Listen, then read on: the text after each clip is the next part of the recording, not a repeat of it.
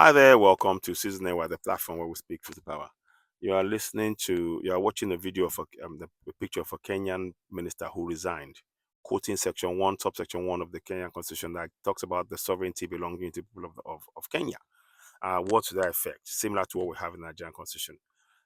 We've been doing a lot of work on that in many areas, and we actually want to transfer. We've already started translating the constitution in Nigeria from English into Yoruba, and we want to do the same thing in Igbo. We've done sections of it in Igbo and in Hausa, some sections, but we've done the most of the translations in Yoruba up to section 53.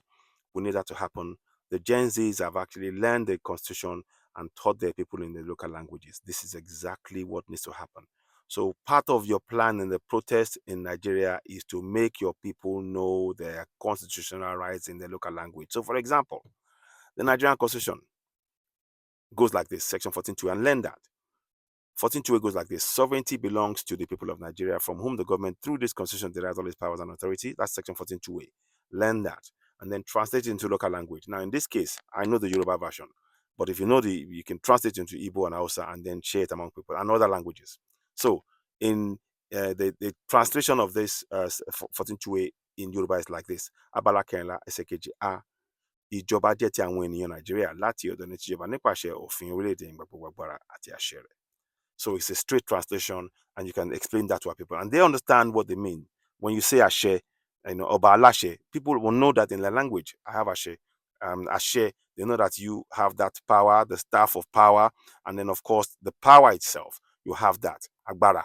So that is very important for people to understand, to be able to participate in the process. So we need you to do that work and begin that urgently. Good evening, the people of Kenya. The Constitution of Kenya of 2010, Article 1, Sub-Article 1, says all sovereign power belongs to the people and shall only be exercised in accordance with the Constitution. Today, I tender my resignation as a Cabinet Secretary in the government of Kenya. I want to offer my heartfelt apology to the people of Kenya for the greed, high-handedness, selfishness, arrogance, nepotism, tribalism, and all the bad things that we have done to you in the last 2 years. When we came to power, we called ourselves shareholders and decided that most Kenyans are not part of the government, are no longer part of the state, and do not have any human rights. We went ahead and received bribes from all over the world, and especially from Dubai.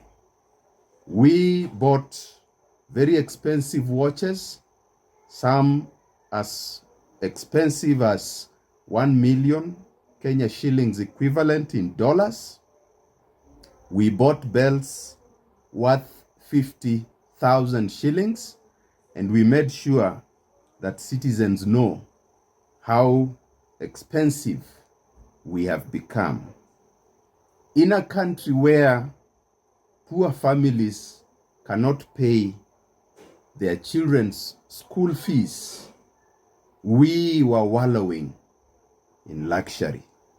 I want to sincerely apologize, and I want to say today that I am ready to give out all the bribes that I have received for the last 2 years, all the properties that I have now, which can be traced back to the bribes that I received, will be surrendered to the state tomorrow, early in the morning.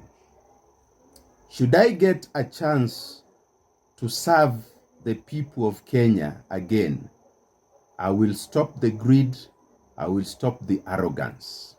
But most importantly, I will be accountable to the people of Kenya.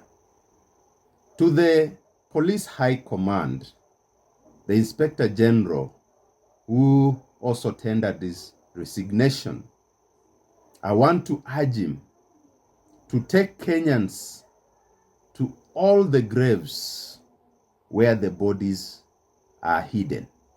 It is time for accountability. Thank you, dear Kenyans. Power itself, you have that, Agbara. So that is very important for people to understand, to be able to participate in the process. So we need you to do that work and begin that urgently. This man here admitted to looting and stealing, and is begging for forgiveness and apologizing for what is done, and is asking that if he's given a chance, he will make sure that none of this ever happens. You will hear him. The point I'm making is, how many of our politicians has ever come up and say, "Oh, I'm sorry, we stole"? They haven't. Now we need to take collective action. What is video? And let's hear your comments. Thank you very much. And you listen to Citizen, the platform where we speak truth about the Throne. Thank you, and bye for now.